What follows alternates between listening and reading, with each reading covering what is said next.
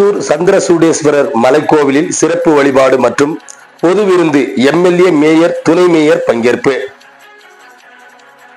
ஓசூர் சந்திரசூடேஸ்வரர் மலைக்கோவில் மரதாம்பிகை உடனுடைய சந்திரசூடேஸ்வரர் ஆலயத்தில் நேற்று சிறப்பு வழிபாடு மற்றும் பொது விருந்து நிகழ்ச்சி நடைபெற்றது. கிருஷ்ணகிரி மாவட்டம் ஓசூரில் பிரசித்தி பெற்ற சந்திரசூடேஸ்வரர் மலைக்கோவிலில் நேற்று சிறப்பு வழிபாடு பொது விருந்து நிகழ்ச்சி. ஒவ்வொரு ஆண்டும் சுதந்திர தின விழாவினை முன்னிட்டு அறநிலைத்துறை சார்பில் சிறப்பு வழிபாடு மற்றும் பொது விருந்து நேற்று நடைபெற்றது.